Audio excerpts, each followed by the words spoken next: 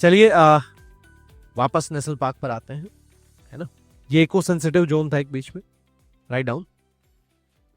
National park declared under section 35 of the Wildlife Protection Act 1972. You know very well 106 National Park in India. Write down. Cover an area of 44,402.95 square kilometer. Okay, highest national park कहाँ है? Most national park in India, which state? MP. कितना है? 9 तो अंडमान निकोबार पर, तो 9 तो अंडमान निकोबार है, फिर आंसर अंडमान निकोबार होना चाहिए। अंडमान निकोबार में 9 है बाबू। कहां जा रहे हैं आप? 10, 13, 11 नेशनल पार्क। हाँ जी, एमपी। अंडमान निकोबार में 9 है। Write down. मध्य प्रदेश यानी MP has the highest number of national park. First national park of India, heli national park, जिसको जिम कॉर्बेट बोला जाता है। जिम कॉर्बेट नेशनल पार्क है ही नहीं कोई भी, क्योंकि आजकल रामगंगा नेशनल पार्क है वो। ठीक है। नहीं, जो है वो है। राइट नाउ, जिम कॉर्बेट, यही नाम से हम लोग जानते हैं ज्यादा। Jim Corbett national park is India's first national park.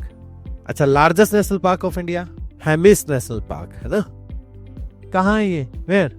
अच्छा, अभी 106 नेशनल पार्क किसे अनाउंस किया गया? अब गैस कर, अब उनसे भी गैस कराओ। चलो, पतकाई नेशनल पार्क है डिब्रूगढ़ के अंदर, असम के अंदर अभी किया। ये इंपॉर्टेंट नहीं है, आप लोग लग गए इसको नोट करने के लिए। ये इंपॉर्टेंट नहीं, ये आप सिर्फ आपके लिए था। ठीक है सर, आपको 2-3 चीजें पता होनी चाहिए। एक तो अगर आप महाराष्ट्रियन हैं तो आप लोग को पता होना चाहिए कि आपके यहाँ कितना नेशनल पार्क है। कितना नेशनल पार्क है महाराष्ट्र में? 6 नेशनल पार्क है। नाम बताएगा कोई? Chandoli national park, Sangli district, Gugamal national park, Amravati, Navegaon national park, Gondia district, the Pench, Jawaharlal Nehru national park, Mumbai में बोरीवली में सिचुएटेड, और एक है तादोबा नेशनल पार्क। ये आप लोग के नेशनल पार्क है। ये मैंने एक्सप्लेन भी कर रखा है इनको। आपके जितने नेशनल पार्क है महाराष्ट्र के अंदर, मैंने ऑल ओवर इंडिया के नेशनल पार्क को मैं एक्सप्लेन कर रहा हूं। उसमें से मैंने अप्रॉक्स 20 स्टेट्स के अराउंड मैंने उनको एक्सप्लेन कर दिया है। अभी उसके रिसर्च में भी टाइम लगता है इस वजह से। ठीक है, चलो, नो इशू। तो आप लोग को इतना डीप रिक्वायरमेंट नहीं है आप लोगों को कि आप लोग के पास उसका एरिया होना चाहिए, आप लोग के पास उसकी लोकेशन होनी चाहिए, डजंट मैटर। हाँ, लेकिन आप महाराष्ट्र से बिलोंग करते हैं तो अगर नेशनल पार्क से रिलेटेड कोई क्वेश्चन इंटरव्यू में पूछा गया तो आप लोगों से पूछा जा सकता है इन 6 नेशनल पार्क के रिगार्डिंग। तो आपको कर्नाटका का नहीं पता हो, आपको एमपी का नहीं पता हो, आपको गुजरात का नहीं पता हो, लेकिन आपको महाराष्ट्र का पता होना चाहिए।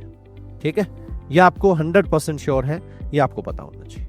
क्योंकि पता नहीं, एग्जाम जब इंटरव्यू में बैठते हैं तो किसी का पर्सनल इंटरेस्ट हो जाता है इन चीजों में, और किसी अगर टीचर का, किसी बोर्ड मेंबर का अगर पर्सनल इंटरेस्ट हो गया तो आपको सबसे पहले यही फंसाएगा वो। ठीक है, गोवा के अंदर एक नेशनल पार्क है। अब पंजाब है, पंजाब के अंदर कोई नेशनल पार्क नहीं है, बाकी सब स्टेट्स में नेशनल पार्क है, पंजाब में नहीं है। राइट, चलिए, right down. Next one is, देखिए एक डिस्कशन किया था हम लोगों ने कि प्रोटेक्टेड एरियाज इन इंडिया। हम लोग ये डन, ये done. Now write down, conservation reserve and community reserve, same conservation reserve and community reserve. The protected areas, write down, the protected areas serving as buffer zone and connector between national parks, wildlife sanctuaries and reserved या oblique protected areas, reserved oblique protected areas. Next point, conservation reserve are uninhabited and completely owned by Indian government but used for subsistence by communities। देखिए ये थोड़ा सा personal भी हो सकता है। जैसे आप लोग, एक फुटबॉलर है मेसी करके, जानते हो, है ना, उन्होंने अपना एक पर्सनल रिजर्व फॉर्म कर रखा है और ये हाईली प्रोहिबिटेड है कि उनके घर के ऊपर एरोप्लेन नहीं जा सकता कभी। आई थिंक मैंने बताया भी था पहले भी, नहीं बताया, अब बता रहा हूं, कोई बात नहीं। जो इको सेंसिटिव जोन होते हैं, है ना, यानी जो नेशनल पार्क है, national park eco sensitive zone से थोड़ा सा आउट करके वहां भी आप अपना एरिया, ऐसा नहीं है कि आप लोग बिल्कुल नेशनल पार्क के अंदर ही या कुछ प्रोटेक्टेड एरिया आपको रेडी करना है तो आप हाईली डेंजरस पार्ट के अंदर अपना एरिया प्रोटेक्ट कर सकते हैं, ऐसा नहीं है। गवर्नमेंट ने क्या किया कि आप लोग आउट भी अपना एरिया प्रोटेक्ट कर सकते हैं। इसके लिए जू, बॉटनिकल गार्डन, सीड बैंक, ठीक है, ये इस तरह की चीजें फॉर्म की गई। आप कभी भी देखिएगा जो आपके पास मुंबई में कहाँ है जू, कहाँ है, अच्छा CST कहो, CST के पास, हाँ, वो याद है ना। अब कुछ लोकल चीजें हैं नहीं पता होती, अंधेरी पता है क्योंकि बचपन से मूवीज में देखते हैं, सुनते हैं, है ना। दादर पता है, थाने पता है ना, बाकी CST पता है ना, बेंड्रा और ये सब चीजें पता है क्योंकि इनको हम लोगों ने कई बार, बहुत बार सुना है। लेकिन आप इस तरह के जो नाम लेंगे वो, है ना, चलो कोई बात नहीं, चलिए ठीक है। वहां ना कभी देखिएगा आप, उसके ऊपर आपको जो एयर ट्रैफिक है या एयर रोड है वो नहीं मिलेगा आपको, कभी नहीं देखेंगे आप, कोई एयरलिफ्ट एक्टिविटी देखेंगे ही नहीं, आप चेक कर लीजिएगा। मुंबई एयरपोर्ट वो बहुत बिजी एयरपोर्ट है, लेकिन फिर भी कोई भी एरोप्लेन वहां से नहीं आएगा। कभी जानना, चेक कर लेना, पूरे दिन बैठे रहना एक दिन।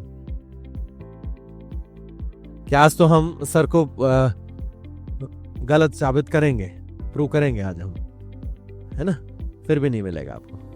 तो कुछ जोन ऐसे जो प्राइवेट जोन है या किसी के इंडियन गवर्नमेंट ने उनको फॉर्म किया, जैसे बॉटनिकल गार्डन या जू वगैरह, है ना, तो वो भी इसमें हम लोग डिस्कशन कर रहे हैं। और जो कंजर्वेशन रिजर्व हैं 105 हैं, मैंने अभी आप लोग को बताया भी था, और कम्युनिटी रिजर्व है वो 220 है ना, ये आगे हम लोग मेंशन भी करेंगे। Write down, next one is introduced, next point, introduced in wildlife protection act या wildlife amendment act, protection amendment act 2002, act of 2002, right. Now write down next point, या status of conservation reserve and community reserve, 105 conservation reserve and 220 community reserve in India। हाँ, तमिलनाडु के अंदर एक district है तिरुनेलवेली, हाँ, वहां India का first conservation reserve form किया गया था, ठीक है। वो आप लोग के लिए चाहो तो लिख सकते हैं आप लोग if you want.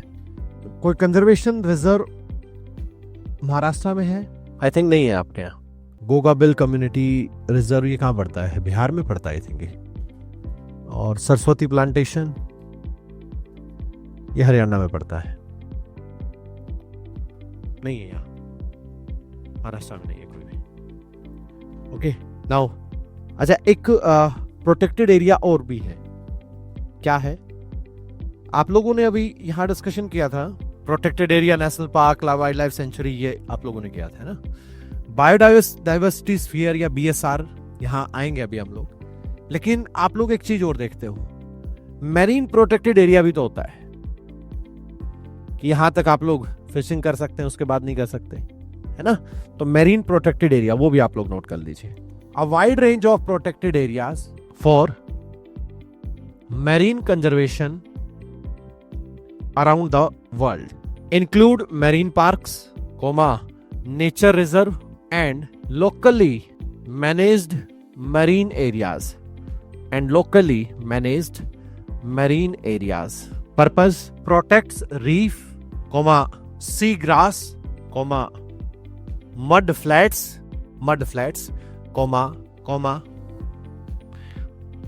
salt marshes, mangroves, etc. Next point, in India, protected areas that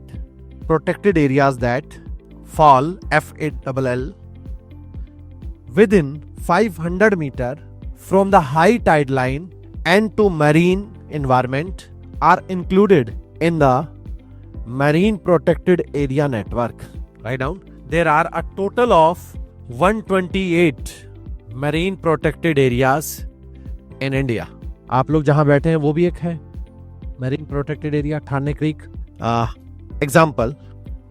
Example of marine protected areas in India: Gulf of Kutch Marine Sanctuaries, Gujarat; Gulf of Kutch Marine National Park, Gujarat; Mahatma Gandhi Marine National Park, Andaman Nicobar; Gulf of Mannar National Park, Mahatma Gandhi Marine National Park, Andaman Nicobar; Gulf of Mannar National Park, Tamil Nadu. ठीक है जी.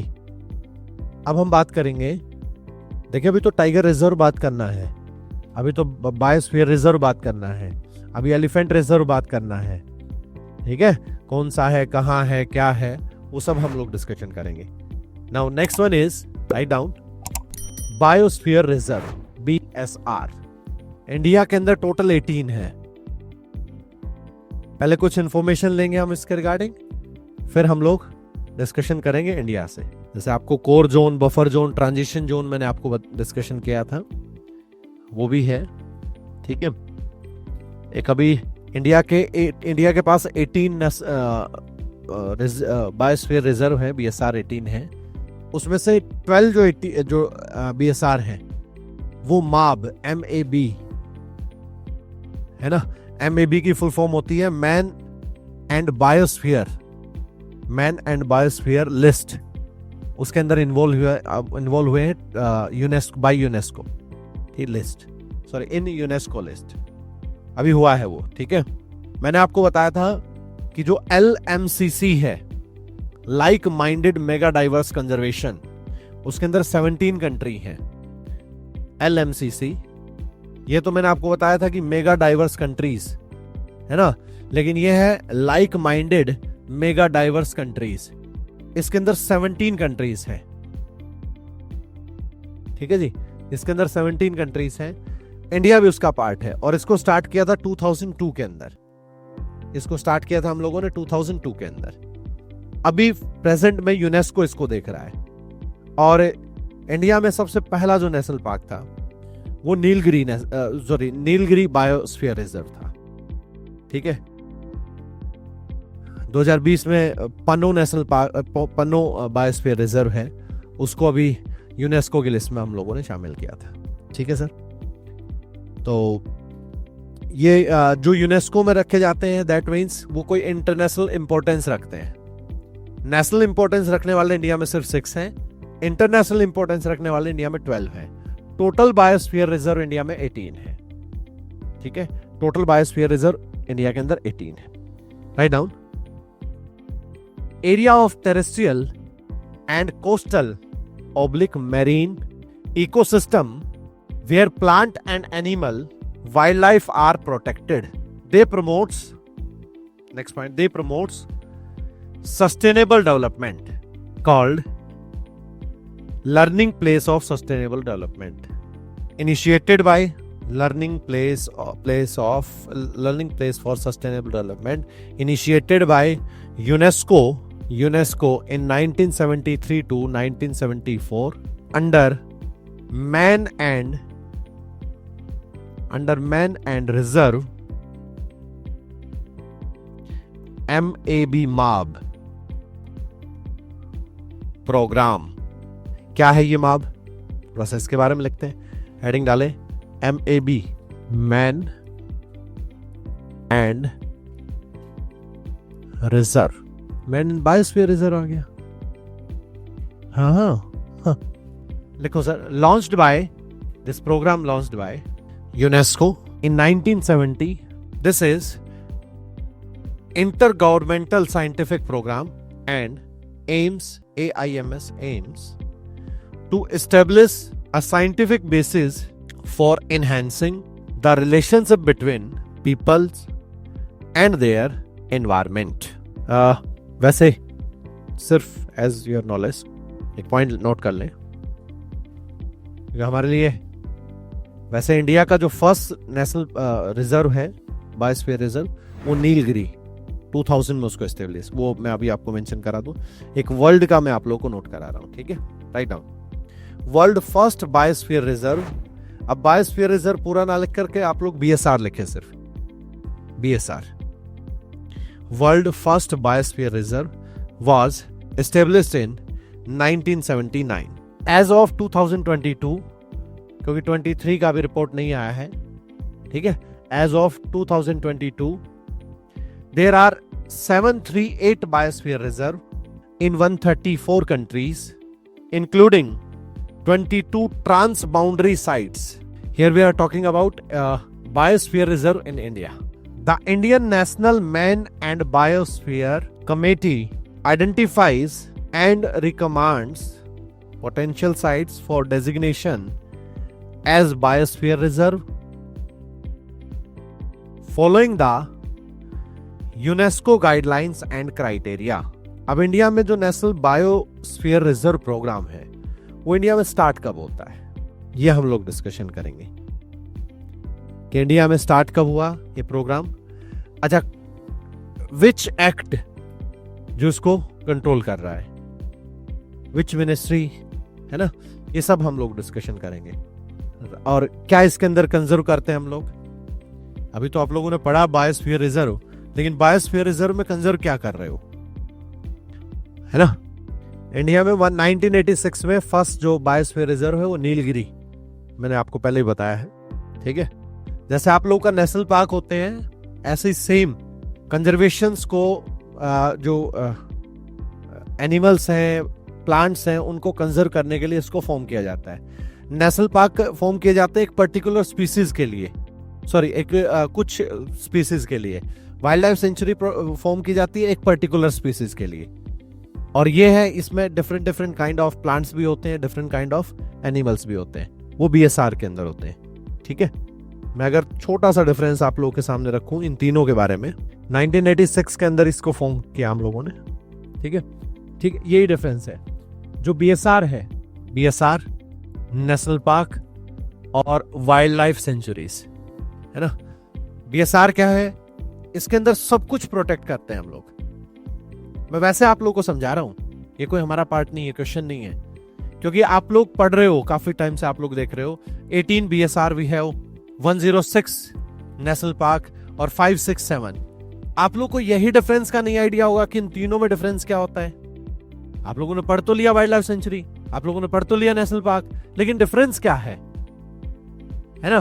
देखिए, BSR का काम है जहां सब कुछ protect करना पड़े, everything protected, all kind of flora, all kind of फोना, ठीक है। नेशनल पार्क जैसे टाइगर है हमारे पास, अब इस टाइगर से रिलेटेड जो जो फ्लोरा होंगी, इस टाइगर से रिलेटेड जो जो फोना होंगी, सिर्फ उनको प्रोटेक्ट कर रहे हैं, दैट इज नेशनल पार्क। और एक पर्टिकुलर स्पीसीज को,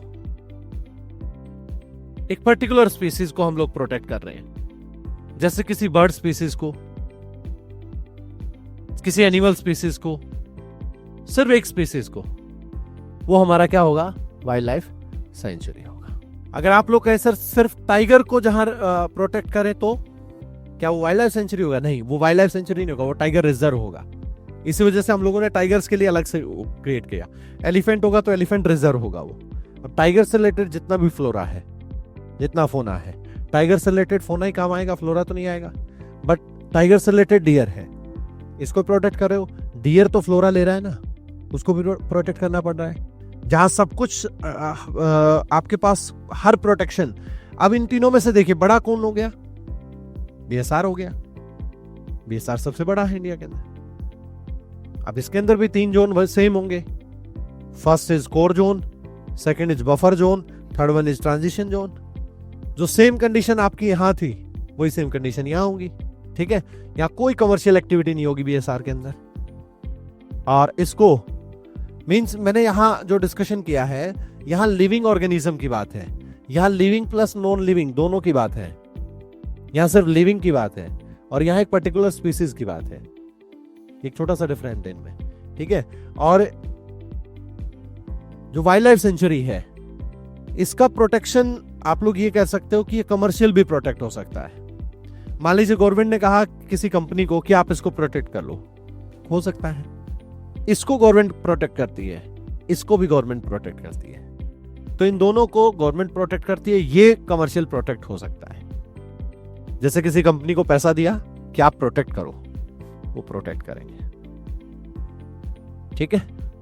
आप लोगों ने देखा था एक मूवी आई थी टोटल धमाल करके, उसमें लास्ट में जो दिखाया गया है ना, वो बेसिकली जू नहीं था, वो एक वाइल्ड लाइफ सेंचुरी था।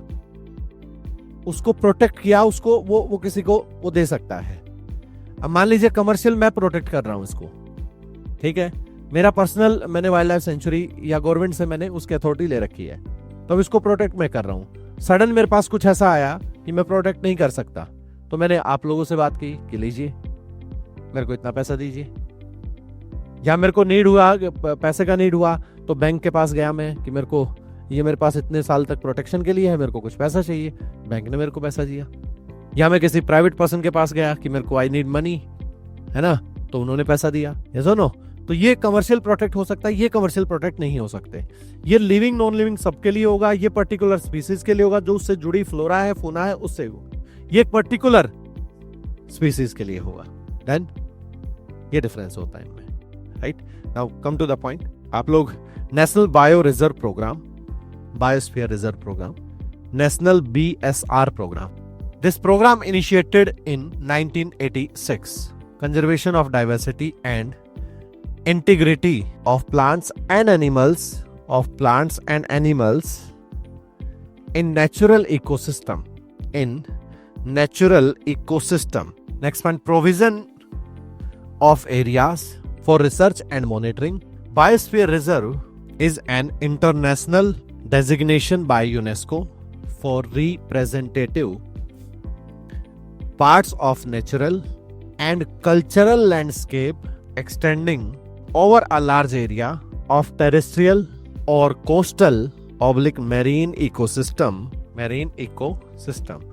Biosphere reserve BSR is a large area for the preservation of animals, plants and the traditional life of the tribals living in the area. A biosphere reserve, next point, may have one or more national park and wildlife sanctuaries in it. There are 18 biosphere reserve in India.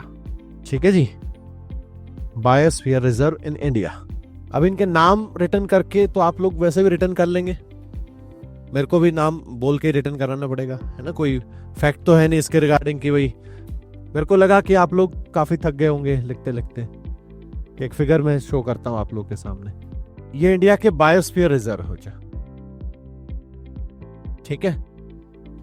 ये India के biosphere reserve, मैंने आपको बताया था नीलगिरी 1986, क्या area है, कहां है, वो आप लोग देख लेना। वन और मोर नेशनल पार्क हो सकते हैं, वन और मोर वाइल्ड लाइफ सेंचुरीज हो सकते हैं। अभी लेटेस्ट है पन्ना, ये मैंने आपको बताया था, है ना, MP के अंदर 2011 में। आफ्टर 2011 इंडिया में अभी तक कोई बायोस्फीयर रिजर्व को अनाउंस नहीं किया गया है। 1986, फिर 88 में 2 हुए थे, नंदा देवी नेशनल पार्क और नोक्रेक। 89 के अंदर 4 हुए थे, गल्फ ऑफ मन्नार, सुंदरबन, मन्नास और Great Nicobar biosphere reserve. 94 Similipal, 97, 98 Dibru Saikhowa, अभी मैंने आप लोगों को बताया भी था। और ये अभी दियांग और दिबांग, ये एक नेशनल पार्क है, दियांग दिबांग नेशनल पार्क है ये, ठीक है जी। ये अभी अरुणाचल के अंदर है ये। और 1999 के अंदर पंचमढ़ी, है ना, पंचमढ़ी इसको वैसे बोला जाता है, लोकल में बोलते हैं पंचमढ़ी बोलते हैं इसे, ये MP के अंदर है, ठीक है जी। इसके बाद बात करूं 2001 और 2002 और 1 कंचनजंगा, वैसे इसे कंचनजोंगा बोलते हैं इसे, है ना, वैसे हम लोकल में बोलते हैं इसे कंचनजंगा। ये सिक्किम के अंदर है। अच्छा, ये नेशनल पार्क भी है, ये सिक्किम का नेशनल पार्क भी है। ठीक है जी। यहाँ सबसे ज्यादा मिलता है 1 हॉर्न राइनोस मिलते हैं, सबसे ज्यादा 1 हॉर्न राइनोस। ठीक है जी। इसके बाद ग्रेट रन ऑफ कच्छ है, कोल्ड डेजर्ट ये भी है। ठीक है। और कुल मिलाकर के ये 18 रिजर्व है। आप इसको ऐसे देख लीजिए, आप इसको ऐसे देख लीजिए, या आप इसको मैप के थ्रू देख लीजिए, जैसा आप लोगों के लिए ठीक हो। टोटल 18 बायोस्फीयर रिजर्व है। मैंने आपको पहले भी बताया है। देखिए, आज का जो क्लास है या अब जो आगे क्लास है वो बड़ा फैक्चुअल क्लास है। आपको काम बहुत करना है अब इस पर, लेकिन जो स्टूडेंट यहां तक पहुंच गया ना और यहां तक इसको अच्छे से उसने टैकल कर लिया, तो ये कभी ना कभी क्लास में भी बैठे हैं ना आप लोग, इसके बाद आप लोग डिस्कशन करो मत, घर जाकर कोई नहीं पढ़ना इसको। ये आपको ना हमेशा याद रहेगा। 4 ऑप्शन आए तो आप लोग के ब्रेन में चलता रहेगा कि हाँ ये टॉपिक हम लोगों ने किया था, और इससे रिलेटेड आप लोग आंसर ढूंढ लेंगे। जब तक मैं बच्चों को बायोस्फीयर रिजर्व जहां से क्वेश्चन बनना है, नेशनल पार्क जहां से क्वेश्चन बनना है, इंडिया का जो बायोडाइवर्सिटी कंजर्वेशन है वहां से क्वेश्चन बनना है, जब तक मैं उसको डिस्कस ही नहीं करूंगा बच्चे से, तो क्लास में बैठने का फायदा क्या है, मेरा जाने का फायदा क्या है। मैं आपको ये नहीं बोल रहा हूं कि आपको ये बायोस्फीयर रिजर्व आप लोग को सबका सब याद रखना है, नहीं। स्टार्टिंग का याद रखो, लास्ट याद रखो, दैट इज इनफ। और आप लोग इनको अपने नोट्स में मेंशन कर लेते हो। 18 है, ज्यादा बड़ी भी नहीं है ना। और ज्यादा बड़ा मैं वो भी नहीं बोल रहा हूं, आप लोगों को सिर्फ और सिर्फ एक लिस्ट है आपके सामने, सिर्फ इसको मेंशन करने के लिए बोल रहा हूं। आपको क्या है, ये नाम यहां से उठना है, कहां प्रेजेंट है और कब एस्टेब्लिश हुआ था, ये 3 चीज। आप चाहे अपने घर जाकर के इसको कंप्लीट करना, बट ये 3 चीज, नेम, स्टेट और ईयर एस्टेब्लिश्ड, अगर करें तो आप लोगों के लिए बेटर रहेगा। एक वर्ड मैंने अभी यूज किया था और थोड़ा सा मैंने डिफरेंस भी आप लोगों के सामने में लेकर आया था, और कुछ लोग नोट करने लग गए थे कि सर बस नोट करा दो आप हमें, है ना। ये चीजें हम लोग बहुत कम करते हैं।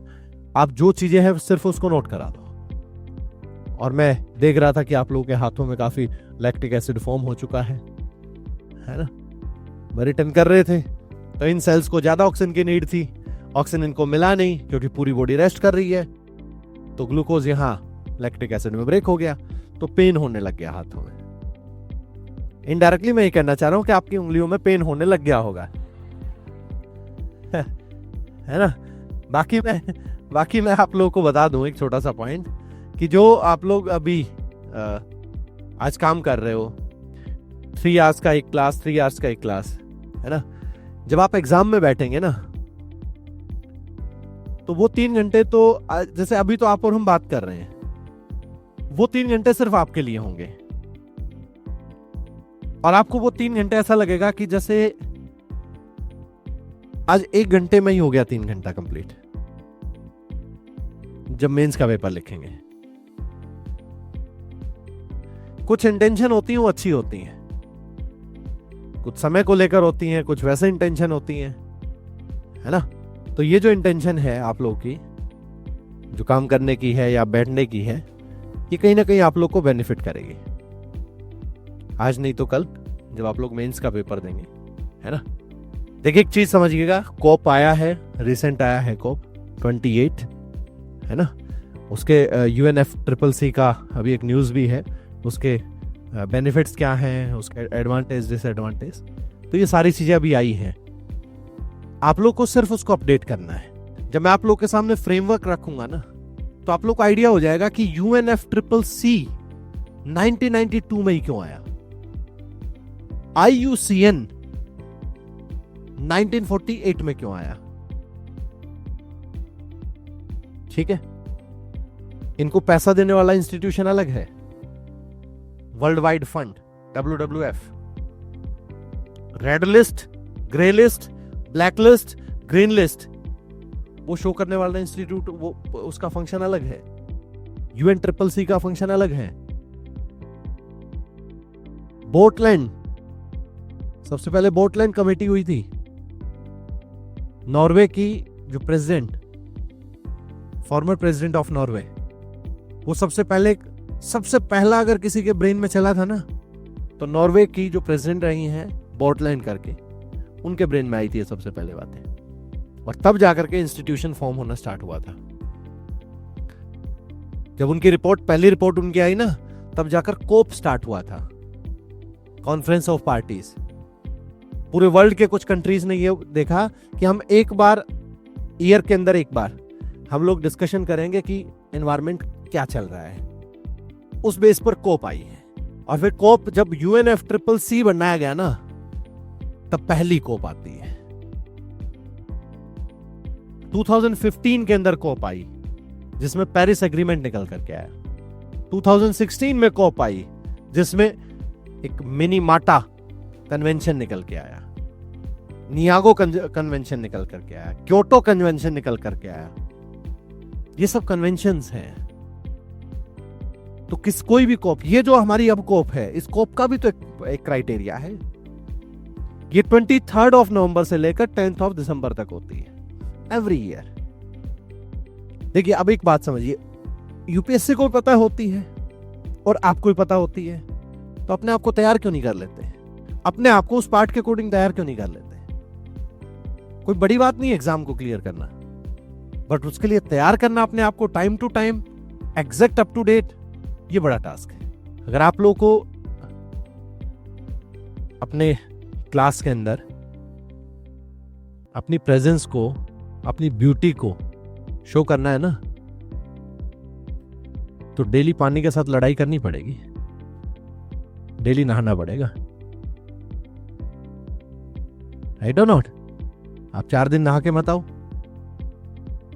पता लग जाएगा क्यों नहा रहे हो डेली। क्योंकि वहां तो हमें, सर वहां तो हमें दिखने चाहिए, तो इसके लिए भी तो कर लो ना काम।